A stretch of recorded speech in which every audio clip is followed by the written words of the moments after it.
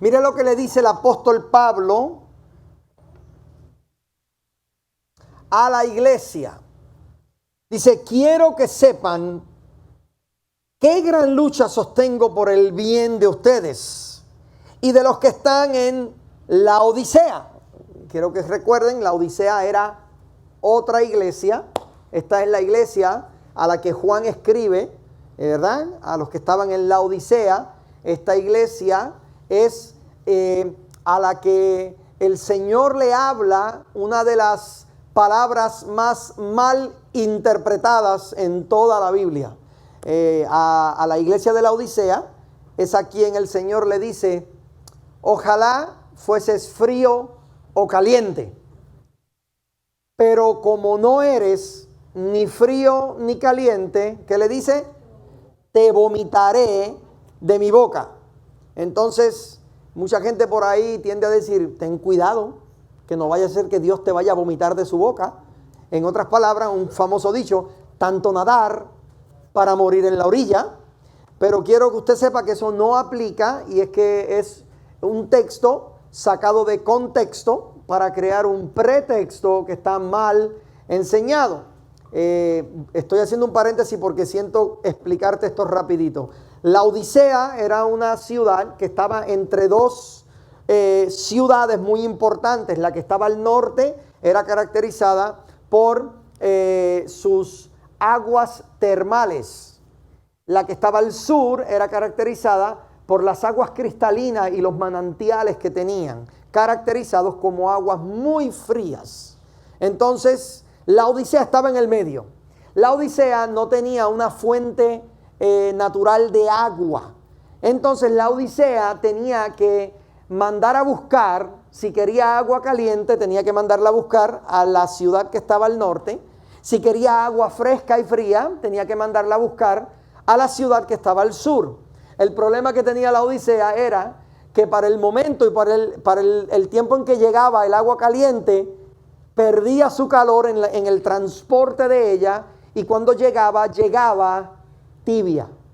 El agua fría, cuando era transportada hacia la Odisea, al momento que llegaba tibia. Entonces, el agua caliente y el agua fría tenía un propósito. Y cuando el Señor le habla a la Odisea, quiero que usted entienda algo, porque esto es lo que la mayoría de la gente no entiende. El Señor está diciendo, ojalá y fuese frío o caliente. Fíjese, Dios le está hablando a una iglesia. Siento que estoy predicando y estoy solamente explicando el primer texto que leímos. Este tipo de mensajes son crónicas de un mensaje largo, pero yo le prometo a usted que voy a terminar. Amén. Pero es que creo que la palabra cobra mucha vida cuando es entendida en su contexto correcto. Amén. Entonces, mire qué interesante. La gente dice, no, es que ahí lo dice, que como eres tibio te van a vomitar. Sí, pero espérame, si vamos a identificar, porque la gente lo que hace es que identifica a una persona caliente como una persona espiritual. ¿Cuántos han escuchado eso? Pero entonces, cuando quieren identificar a una persona que quizás no está bien con Dios, que quizás estuvo bien con el Señor y quizás ya no está llegando a la iglesia, ¿cómo le dicen? Ay, él está frío. ¿Cuántos han escuchado eso? Que identificamos el calor para identificar el fuego de Dios, pero identificamos el frío para identificar al que no está en el fuego de Dios. Yo quiero acabar con ese mito, ¿verdad? ¿Por qué? Porque la palabra de anterior a esa dice el Señor a su iglesia, ojalá fuese frío o caliente. El deseo de Dios para con la iglesia de la Odisea era que fuesen fríos como el lugar que estaba al sur de ellos, o calientes como el lugar que estaba al norte de ellos. Eso quiere decir algo muy interesante. Las aguas calientes o las aguas termales se identifican porque son aguas que son ¿qué? Sanadoras. El que tiene problemas de artritis, problemas en las coyunturas, ¿verdad? Usted se mete en un lago de estos de aguas termales. Yo recuerdo un discipulado que dimos una vez en México en unas aguas termales. Y mi hermano, uno sale nuevo de ahí, ¿sabe? Entonces, las aguas termales tienen características sanadoras. ¿Estamos de acuerdo? No lo dice el pastor Abner, lo dice la ciencia. Ahora bien, las aguas frías ¿Alguien aquí ha tenido sed y ha dicho, quisiera un vaso de agua tibia en medio de un día soleado? ¿Verdad? Algo tiene el agua fría que refresca.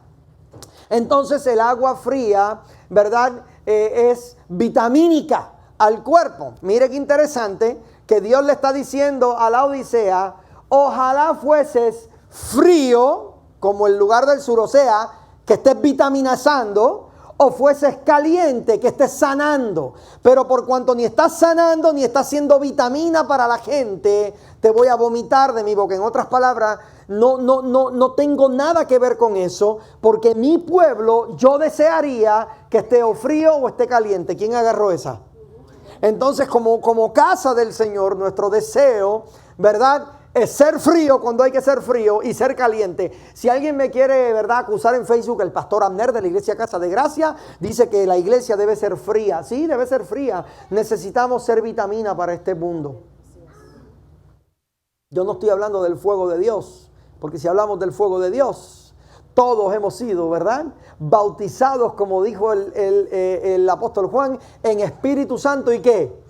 Y hielo. No, hemos sido bautizados en Espíritu Santo y fuego. Entonces ya el fuego es dado de una vez y por todas, pero cuando le habla a la Odisea, ese es el contexto correcto. Amén. Ok, ahora sí seguimos la lectura.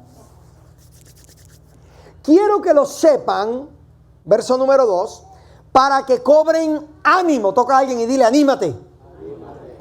Número 2, para que permanezcan unidos por amor y tengan toda la riqueza que proviene de la convicción y del entendimiento. ¿Usted escuchó eso? Ahí dice que la riqueza no viene del dinero.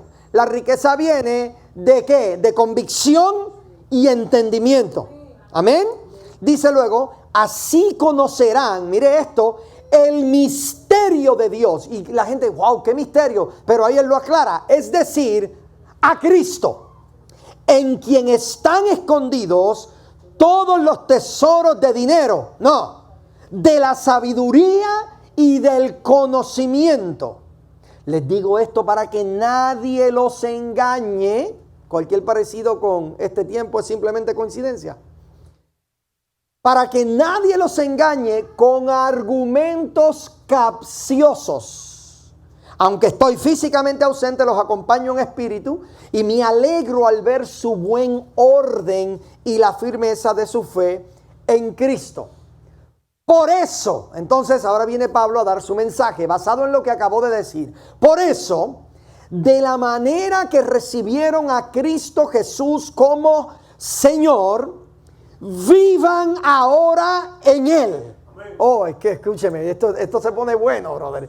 O sea, de la misma manera en que recibiste. ¿Alguien se acuerda aquí de su primer amor? Cuando sintió el amor de Dios por primera vez. ¿Y cómo te sentiste? Y a veces la gente dice, ay, yo me quisiera volver a sentir de esa forma. Aquí está Pablo diciendo, se supone que tú cultives una relación con Dios de tal forma que se sienta todo el tiempo como ese primer amor, ese primer momento en que fuiste impactado por la vida de Cristo en tu corazón. Entonces dice, asimismo, vivan ahora en Él. Verso 7, este es el verso para esta tarde.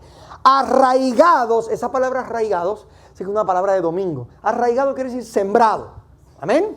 Sembrado. Arraigados y edificados en Él, confirmados en la fe, como se les enseñó, y llenos de gratitud. Quiero repetir eso. Sembrados y edificados en Él. Es lo primero. Sembrados y edificados. Número 2, confirmados en la fe. Y número 3, como se les enseñó, llenos de gratitud.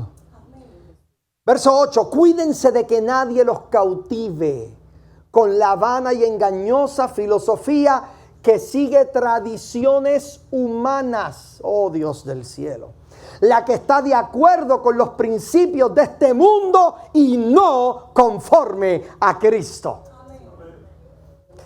toda la plenitud de la divinidad habita en forma corporal en Cristo. Y en Él, que es la cabeza de todo poder y autoridad, ustedes han recibido esa ¿qué? Plenitud. Ustedes han recibido esa plenitud. Padre, yo te doy gloria y te doy gracias por tu palabra, Señor. Tu palabra que llega una vez más, Dios del cielo, a ministrar nuestras vidas, a edificar nuestras vidas, a sembrarnos en tu verdad poderosa. Yo te pido, Señor, por cada persona que nos escucha en este momento, sea que estén aquí físicamente o que nos estén escuchando a través de las redes sociales. Yo te pido, Señor, que como de costumbre tú nos hables, Dios del cielo, voz de Dios y no de hombre. Es lo que queremos escuchar para nosotros, tu iglesia. En el nombre que es sobre todo nombre, el nombre de Jesucristo. Amén, mi Dios. Amén. Por los últimos 2 meses hemos venido siendo edificados en una serie que hemos titulado Conociendo tu llamado. Hemos dicho varias cosas que creo que son muy importantes. Número 1, toda persona que le sirve a Cristo tiene un llamado común, un llamado básico. Ese es el llamado a la salvación. Ese llamado es originado por el Espíritu Santo de Dios. Ese llamado nunca es originado por el hombre. Cuando la Biblia habla acerca de la salvación, a Dios le interesa que usted se entere que la salvación vino de Él y no fue motivada por algo que usted haya querido hacer, porque la Biblia dice, y Él os dio vida cuando usted estaba vivito y coleando. No, dice, y Él os dio vida cuando usted estaba muerto en sus delitos y sus pecados. Entonces el primer llamado, el protagonista de ese llamado es Dios. Y mucha gente dice, hay gente que dice, bueno, pero yo hoy en día soy cristiano porque yo levanté mi mano y yo acepté. Bueno, sí levantaste tu mano y aceptaste, pero ¿por qué aceptaste? Porque primero hubo un llamado interno en tu espíritu que dio vida en donde no la había. En otras palabras, Casa de Gracia, predicamos que el hombre natural es incapaz de poder ver a Dios porque no tiene la vida de Dios. Sin la vida de Dios no puedes ver a Dios. Cuando Dios desea que tú lo veas, Él lo que hace es que sopla. Yo siento la gloria de Dios. Él lo que hace es que Él sopla el zoé, su aliento de vida. Y ahora, al Él darte su vida con la vida de Dios, ahora puedes ver su vida. Y cuando lo ves, dices, yo quiero de eso. Entonces, tu respuesta física cuando pasaste aquí al frente, cuando levantaste tu mano, era una respuesta externa de lo que ya internamente había sucedido. Y Dios quiere que usted se entere de eso. Por eso es que también Él dice, el apóstol dice, Él es el autor y el consumador de vuestra fe. En otras palabras, el protagonista de tu salvación es Dios y solamente Dios. Dale el aplauso al Señor.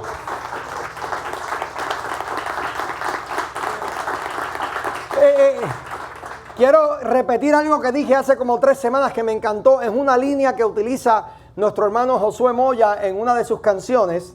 Y porque mucha gente piensa que la salvación es dada al hombre gracias a lo que el hombre hace por su libre albedrío y lo que Dios hace en respuesta a lo que el hombre quiere. Ahí parece que hay un consorcio, hay como un negocio, ¿no? Entonces, Moya en una de sus canciones dice, Él te llamó su hijo, no te llamó su socio. En otras palabras, esto no es la unión de 2 personas para que ahora tú seas salvo. No es la unión de tu voluntad con la soberanía de Dios. No, Dios te salvó cuando tú no querías ser salvo. Ajá, amén. Cierto. Nadie aquí ha escuchado esos testimonios gloriosos de gente que dice, yo no quería estar aquí. Oh, espérame, tú tienes que entender esto, porque ahí es donde tú puedes entender que realmente la gracia de Dios nos miró aun cuando nosotros no deseábamos. Por eso es que dice que Él nos amó antes que nosotros pudiéramos amarlo a Él. Déjame salirme de ahí porque me apasiono y me quedo ahí en un mensaje totalmente... Oh, Dios. So, el primer llamado es el llamado a la salvación. ¿Y quién es el protagonista? Dios. ¿Quién es el que lo origina? Dios. ¿Quién es el que lo lleva a cabo? Dios. ¿Quién es el que lo mantiene? Dios. Oh, Dios. El segundo llamado es el llamado de Dios sobre tu vida, que es particularmente para ti. Es un llamado que es específico. Aquí ya lo hemos dicho, ¿verdad? Es un llamado que es como tu huella digital, solo tuyo. Es como el ADN tuyo espiritual. Nadie va a hacer lo que tú fuiste llamado a hacer. Ese otro texto, no me voy a meter ahí, te lo prometo, ¿verdad? Pero hay otro texto que dice, no dejes que ninguno tome tu corona. Y mucha gente ha dicho, ¿lo ves? Si tú no quieres hacerlo, Dios llama a otro que lo haga. Pero ese no es el ejemplo que yo tengo bíblico, porque en la Biblia puedo sugerirte la historia de Jonás, ¿verdad? Y Jonás, ese hubiera sido el ejemplo perfecto para Dios decir, mira, si él no quiere, pues yo voy a llamar a otro. Pedro, ¿quieres ir a predicar a Nínive? Pero no. Dios dio una palabra soberana y no, tú vas a ir a Nínive. No, me voy para Tarsis. En serio, tú piensas que vas a llegar a Tarsis, pero vas a llegar a Nínive. Y llegó a Nínive. ¿Alguien dice amén? Entonces entienda por favor que lo que Dios te llamó a hacer, nadie más lo va a hacer. Amén. El llamado de Dios sobre tu vida luego de la salvación es particular, es individual, es personalizado. De hecho, es tu propósito creativo. Dios te creó para que hicieras algo poderoso en beneficio de su reino. Para poder lograr eso, primero que tuvo que hacer salvarte. Así que la salvación no es el fin, es el medio. Dios primero te salva porque hay planes que tiene contigo. Hay gente que se conforma. Yo me conformo con solamente que Dios me salve. Es decir, al final y al cabo, yo he escuchado gente, ya cuando yo sepa que me voy a morir, me meto a la iglesia. Yo quisiera saber cómo alguien se mete a la iglesia, ¿verdad? Pero la gente dice, no, yo cuando vea que entonces yo arreglo mi vida con Dios. Sí, pero te estás perdiendo de todo el propósito. El fin no es la salvación. La salvación, lo hemos dicho, es la excusa que Dios puso para ahora darte el destino y el propósito poderoso que Él tiene para tu vida. Yo me niego solamente con ser salvo. Ahora que soy salvo, yo quiero cumplir mi propósito creativo en Él, porque ese es mi propósito donde únicamente voy a encontrar felicidad genuina. Sí lo dije, si Dios te llamó para que tú le sirvas en alguna área ministerial, en alguna área dentro de esta casa, ninguna otra cosa te va a satisfacer como te satisface el poder trabajar para el soberano jefe Jesucristo. Me disculpa si me emociono con estas cosas, pero es que...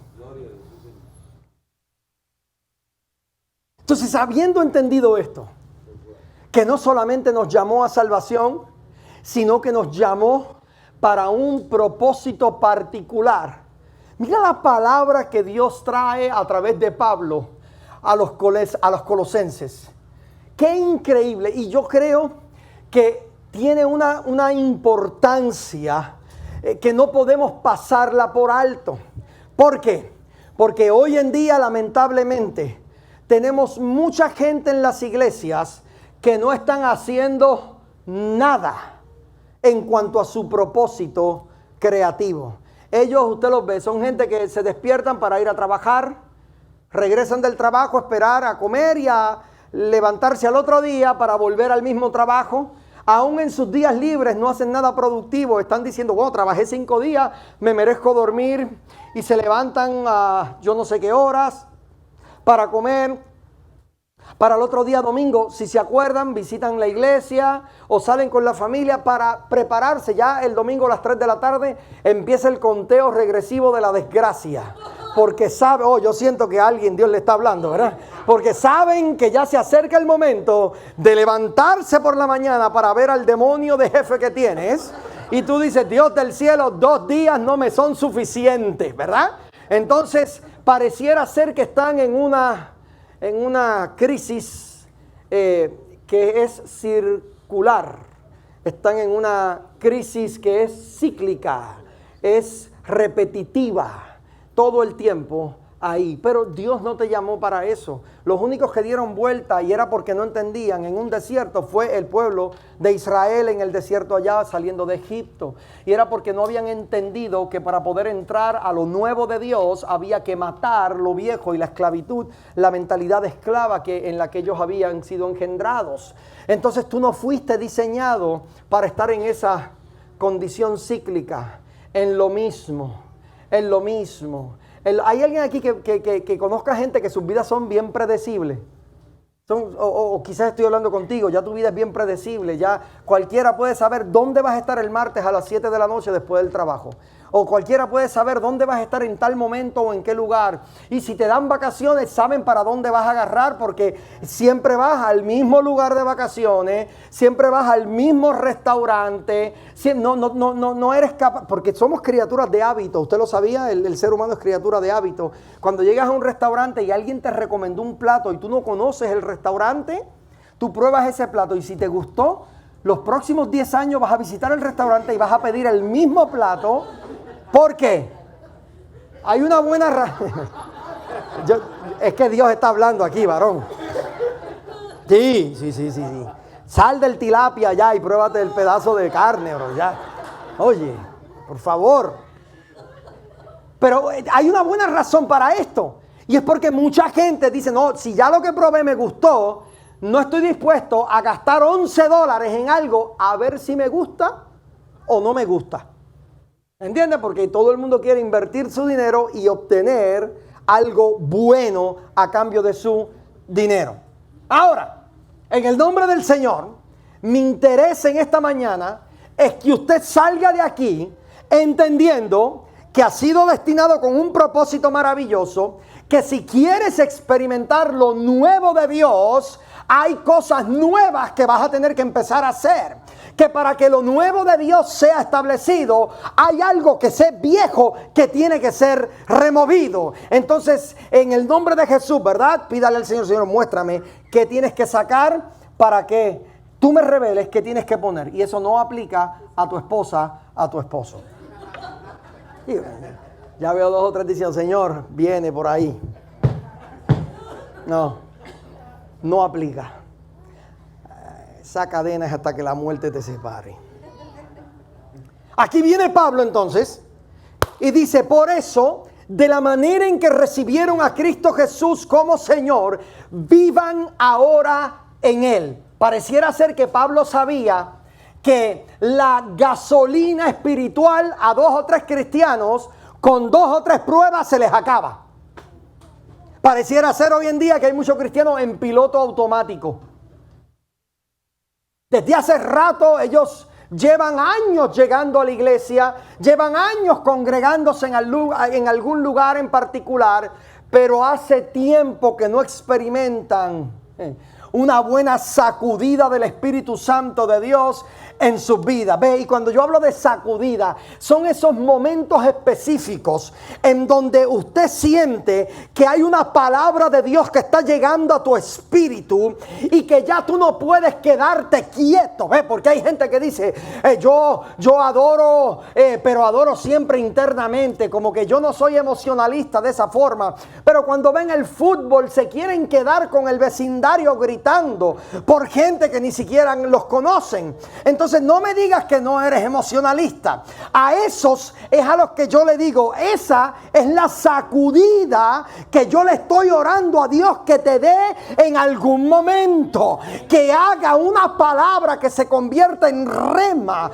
en tu vida y que de alguna forma te arranque un aleluya, un gloria a Dios, que te haga levantar tu mano al cielo y digas, esa palabra es para mí y está haciendo algo positivo adentro.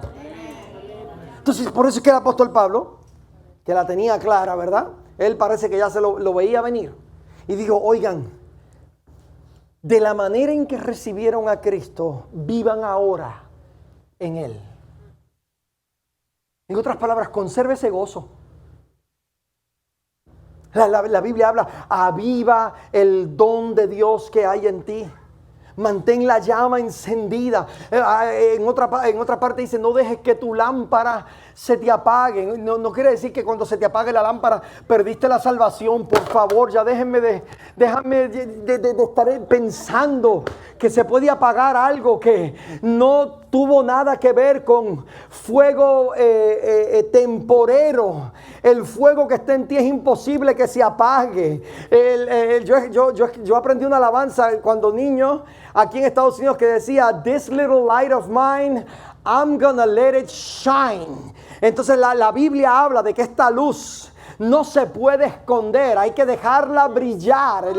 No puedes pensar ni por un momento que se te va a apagar. El problema es que muchos cristianos hoy en día han permitido que las circunstancias formen una barrera alrededor de esa luz. Y hoy en día lo único que puedes ver es la oscuridad por lo que estás pasando. La oscuridad de circunstancias pasadas, errores, choques, desilusiones, traiciones. Y pareciera ser que lo único que puedes ver es eso. Y aquí está Pablo diciéndote, no. De la manera en que le recibiste, vive ahora en él. ¿Y cómo yo puedo hacer eso? ¿Cómo? Es que, pastor, usted no sabe lo que a mí me ha pasado. Usted no sabe, mire, yo he pasado, mucha gente, ¿verdad? Yo he pasado, pastor. Pues aquí viene Pablo a darte la manera en cómo tú puedes vivir de la misma forma en que le recibiste. En otras palabras, cómo yo puedo lograr vivir mi vida de tal forma que el gozo nunca se apague. Número 1, verso 7 dice, arraigado y edificado en él. Diga conmigo, sembrado y edificado. Sembrado, dígalo. Sembrado. Y construido. Mire, la altura de un edificio siempre será determinada por cómo ese edificio está enterrado en sus bases. La base que le ponga el ingeniero a un edificio va a determinar cuán alto ese edificio puede elevarse. Cuando Jesús habló del detalle de la fe, ¿no? Trajo una analogía muy interesante. Jesús dijo, si tuvieras fe como un grano de mostaza, oiga bien lo que él dice, tú le dirías a ese sicómoro, un sicómoro es un árbol, no es una persona agriada, ¿sabe? Un sicómoro es un árbol. Y Jesús dice, tú le dirías a ese sicómoro, desarráigate, eso quiere decir desentiérrate y plántate en el mar. Eso sí es bonito, pero la gente a quien Jesús estaba hablándole entendieron claramente de lo que Jesús estaba hablando. ¿Por qué? Un sicómoro es un árbol que se caracteriza porque tiene un sistema de raíces muy complejo. Construir una casa al lado de un sicómoro es un dolor de cabeza y te la va a destruir. Porque el sicómoro se caracteriza porque sus raíces comienzan a extenderse para todos lados y a profundizarse. Entonces, la raíz del sicómoro es tan increíble que si está creciendo y se encuentra con una piedra allá abajo en la tierra, ella no se detiene. La raíz lo que hace es que se enreda alrededor de la piedra y sigue creciendo por ahí para abajo. El sistema de raíces del sicómoro es tan complejo que produce que cuando el árbol del sicómoro crece, tiene un periodo de vida de alrededor de 600 años. Porque su sistema de raíces es así de sólido y de profundo. Y Jesús está diciendo, con un poco de fe, tú pudieras hablarle a un sicómoro que se desentierre. Imagínese usted, para ellos era algo imposible porque ellos no tenían las herramientas que usted y yo tenemos hoy en día, que podemos alquilar por ahí en alguna ferretería local. Ellos no tenían sistema de herramientas para arrancar un sicómoro. So ellos entendieron, wow, lo que Jesús está diciendo entonces es que con un poco de fe yo pudiera hablarle a las circunstancias que hay en mi corazón, que se han enterrado por tantos años, y yo podría hablarle basado en fe y se desenterrarían. Entonces, ¿está claro eso? Entonces, mira lo que dice Pablo. Pablo está diciendo, arraigados y edificados. De la misma manera que el sicómoro, tú necesitas sembrarte. ¿En qué? En Cristo. En el conocimiento de quién Él es. Porque según tu conocimiento acerca de quién es Dios, vaya profundizando el árbol de tu vida, no va a ser fácilmente derribado por las circunstancias o por los vientos contrarios que a diario se levantan. En otras palabras, la capacidad que generas de poder enfrentar a tu prueba está directamente relacionada a la profundidad de tus raíces en la roca que es Cristo. Entonces Pablo dice, para que puedas vivir de la manera en que recibiste al Señor, necesitas estar sembrado y edificado en Él. Número 2, dice, confirmados en la fe, pero no dice cualquier clase de fe. Dice, confirmados en la fe como se les enseñó. ¿Tú sabes cuántas clases de fe hay hoy en día? ¿Usted sabe cuántas clases de escuela de pensamiento hay hoy en día? A mí de verdad, yo he estado en servicios que a mí se me ha querido caer la cara de vergüenza cuando yo veo las cosas que suceden. Yo he estado en servicios que hasta hacen servicios de liberación y de momento veo que el pastor saca una espada, pero más grande que la de He-Man. Y empieza a pasear la espada así por todos lados. Y le llamaba la espada del augurio. Qué copioso, ¿verdad? Si ya He-Man tenía una espada del augurio. Entonces le llamaban la espada del augurio, y con esa espada era que ellos ordenaban a los espíritus inmundos. Y con esta espada, ellos yo noté que a las 7 de la noche comenzó la gente a ponerse ahí en fila. Y como yo no sabía, yo estaba en otro país. Y yo no sabía qué onda. Yo le pregunté al hermano que me lleva, yo le dije, hermano, tengo que ponerme en fila. Y él me dice, solo si estás endemoniado. Y yo, y yo le dije, esto no me lo contaron, esto lo viví yo, ¿sabes? Entonces, yo le dije, no voy para esa fila. Entonces, ahí se plantaban toda la gente que entendía que estaba endemoniada. Porque me habían invitado, era un servicio, se llamaba un servicio de liberación. Entonces toda la gente hacía fila, era un servicio que duraba 1 hora los martes y comenzaba a las 7:30 de la noche. Entonces, ya estoy dando mucho detalle del servicio, ya mismo van a saber. Pero desde las 7 se empezaron a poner y a las 7:30 en punto, eso fue como reloj americano. Empieza ese hombre a atar y a sacar demonios. Atar y a sacar demonios. Y la gente o se caía o salían retorciéndose, atando y sacando demonios. Y yo a todo esto, yo decía, wow. Pero lo grande fue a las 8:30. Porque todavía había una fila de como 30 personas allí. Y yo dije, se le está acabando el tiempo. Este hombre agarra su espada del augurio a las 8:30 en punto y la pasa así por enfrente de la fila. Y dice, a todos los demonios que quedan aquí, yo los ato. Y la pasó así. Hasta el próximo martes a las 7:30 que seguimos liberando. Entonces, yo le dije a la persona que me invitó, oye, qué chévere, los dejó endemoniados por 7 días más. Y más vale que lleguen a tiempo, porque si llegan a la cola se les extiende a 2 semanas. Ahí estuve yo, nadie me lo contó. Yo he entrado a iglesias que me hacen quitarme los zapatos. Entré a una iglesia, esta sí la puedo tirar al medio. Esto fue en mi isla de Puerto Rico. Me invitaron a cantar, a predicar, creo que fue que estuve invitado. Y hace mucho tiempo, mi papá fue conmigo, imagínense, yo todavía no manejaba. Yo desde niño empecé a predicar a los 16 años de edad y mi papá me llevó a esta iglesia y cuando íbamos entrando, el ujier que estaba en la parte de afuera me detiene y me dice, tiene que quitarse los zapatos. Usted sabe, ya esto yo lo he dicho 1000 veces.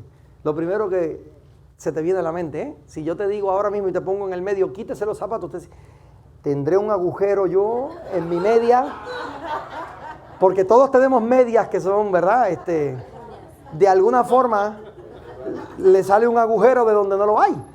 Y el miedo a que haga un agujero es porque muchos de nosotros tenemos 2 o 3 uñas que no se han convertido a Cristo.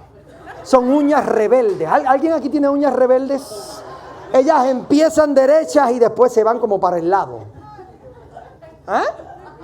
Oh, yo vine hoy aquí a ministrar. Aún a las uñas, mire. Me dicen eso y yo rápido, Dios del cielo, porque yo nunca miraba mis medias, ¿verdad? Y la teología detrás de esto era porque el Señor les había enseñado, como le enseñó a Moisés, quita la sandalia de tus pies porque el lugar que pisas santo es. Mira qué disparate, ¿verdad? Entonces, basado en ese texto, ellos tenían el pretexto de hacer que todo el mundo se quitara los zapatos. Usted entraba a la iglesia y antes de entrar, a la derecha y a la izquierda, había una zapatería. Usted pensaba que había una venta pro templo, pero eran todos los hermanos que estaban adentro.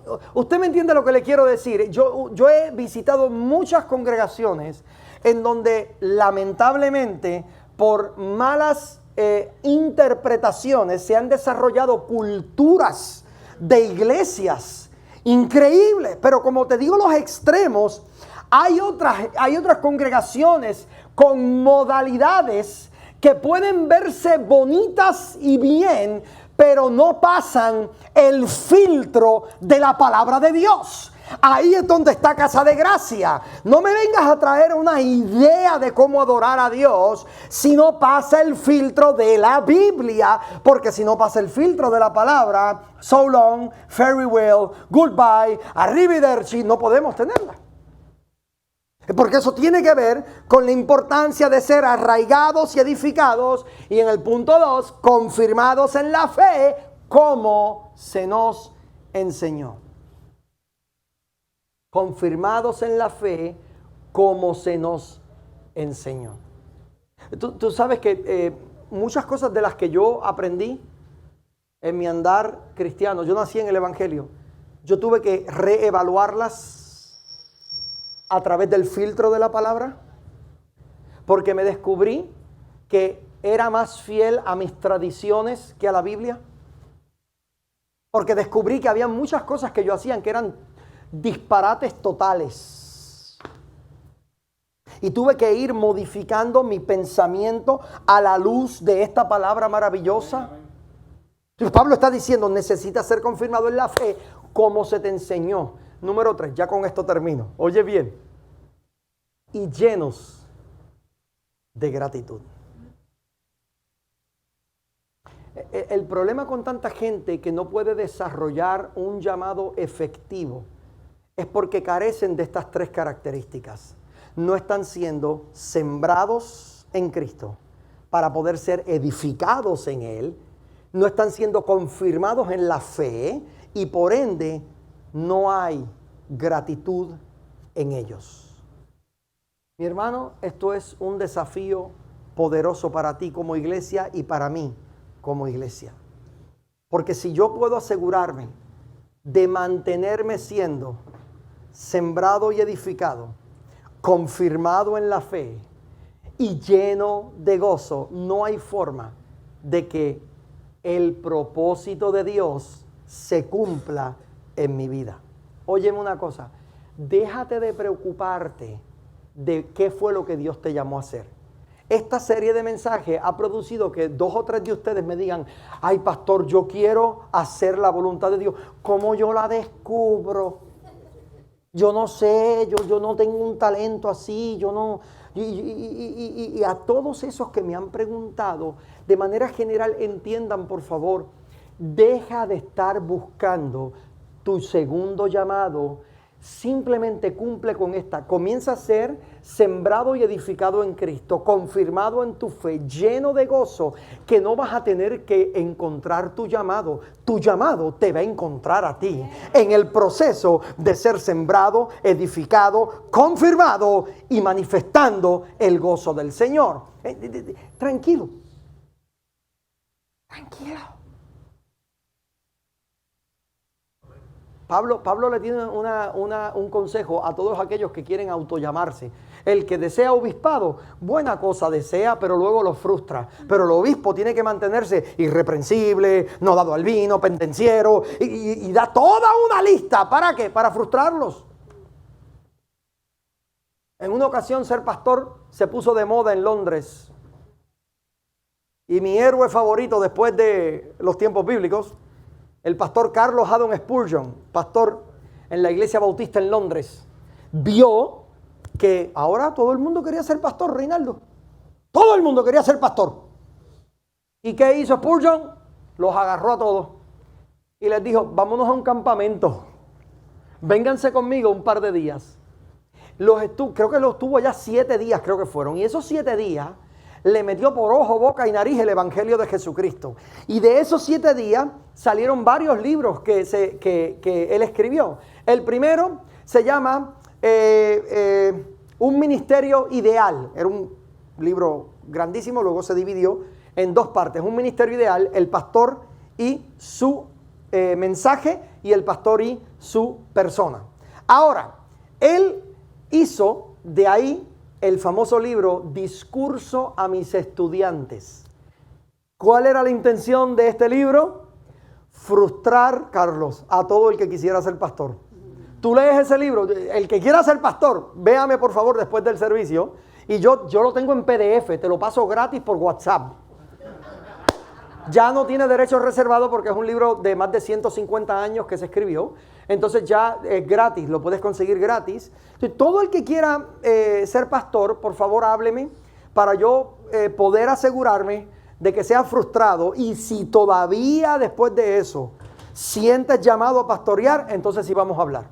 Porque en ese libro el hombre, mi hermano, lo que hace es precisamente eso. Sacar este gozo de que la gente piensa, ay, como no me fue bien en mi trabajo y en mi negocio, yo soy bueno con la gente. Traté Amway, traté For Life, traté cuanta red de multinivel había y siempre podía hacer que la gente me escuchara. Es que tú eres pastor. Tú tienes un don de gente. Sí, pero el que sepas hablar bonito y el que la gente te escuche no quiere decir que eres pastor. Porque tienes que ser pastor cuando la gente tampoco te escuche. O cuando la gente no quiera seguirte. O cuando la gente no apruebe la manera en que estás haciendo. O lo que estás predicando. Cuando la gente esté en contra de lo que estás predicando. No es que estás loco, es que estás predicando la verdad. Porque predicar la verdad es un dolor de cabeza. No con la gente de afuera, con los de adentro. Si no, pregúntele a Jesús que su dolor de cabeza eran ¿quiénes? Los fariseos, los de su propio equipo.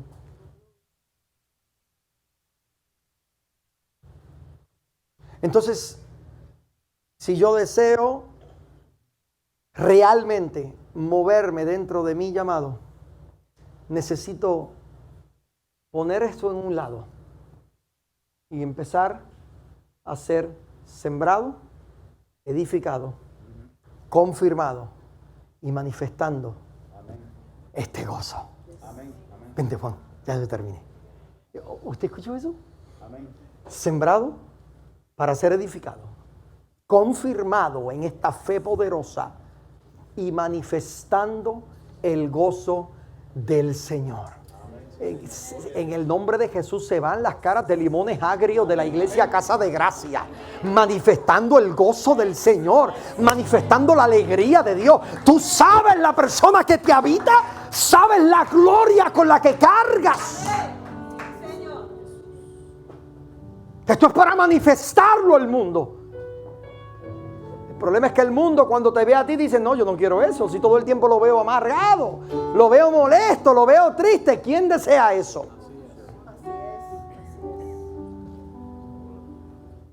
Si algo te llevas de aquí en esta tarde, Señor, quiero ser sembrado, edificado, confirmado y manifestar tu gozo. Sembrado, edificado, confirmado en esta fe. Y quiero manifestar al mundo tu gozo.